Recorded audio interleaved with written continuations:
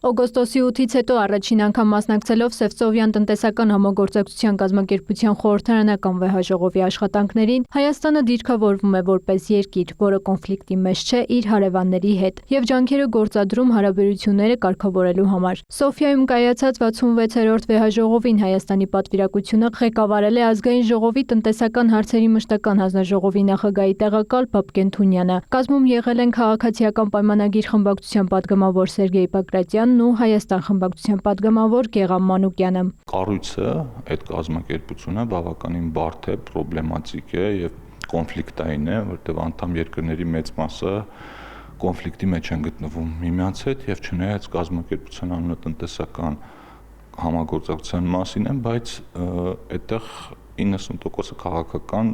դեբատներ են ու վեճեր են, անգամ երբեմն ծեծկռտուքներ են, ինչից նաև մենք զերծ չենք, բավականին երկար ժամանակ Ադրբեջանի հետ այդ բանավեճը միշտ կար, մենք այս անգամ հայտարարեցինք, որ մենք վերադիրքավորվում ենք եւ կոնֆլիկտային տրամաբանությունից ավելի համագործակցային տրամաբանության մեջ ենք այսուհետ հանդես գալու։ Հայաստանն ամեն ինչ անելու է, որպեսզի կազմակերպությունը ծառայի այն նպատակին, ինչի համար ստեղծվել է, խորացնի տնտեսական գործակցությունը, ինչն էլ կնպաստի տարածաշրջանում խաղաղության հաստատմանն ու ամրապնդմանը։ Հիմնական քննարկումների թեման հանձնաժողովում դա արհեստական բանականություններ եւ դրա ազդեցությունը երկրների տնտեսությունների, սոցիալական կյանքի այլ ոլորտների վրա եւ Եվրամիության հետ հարաբերությունների խորացումը ոչ թե առանձին անդամ երկրների, այլ այդ կառույցի հենց որպես այդպեսին։ Նաև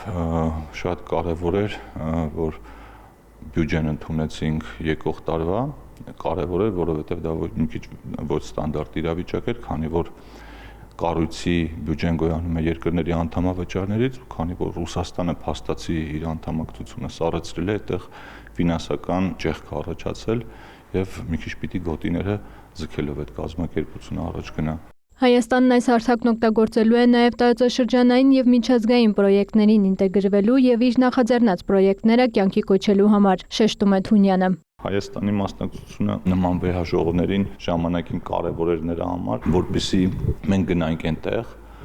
ուշադիր նստենք, նայենք հանկարծ ադրբեջանական կողմից որևէ ոչ հայանապաստ դիրքորոշում կամ ինչ-որ ձևակերպում տեղ չգտնի կամ ինչ-որ ոչ հայանապաստ քայլեր չարվեն կամ մենք փորձենք ինչ-որ բաներ անել։ Հիմա մի քիչ ուրիշ տրամադրվածություն է, որովհետև Հայաստանի եւ Ադրբեջանի հետ հարաբերությունների կարգավորումը եւ մեր միջև հարցերը քննարկելը մենք այդ հարթակից դուրս ենք դիտարկում եւ այս հարթակը դիտարկում ենք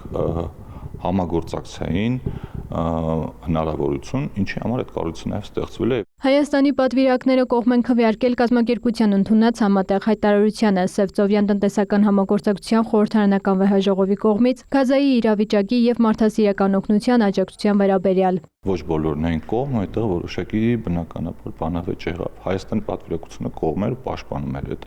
հայտարարությունը եւ ռեգլամենտի համաձայն քվեարկողների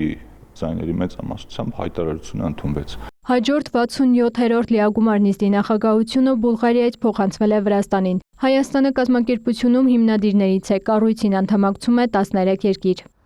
Մերի Խաչատրյան, Հովհաննես Քյոսյան, լուրեր։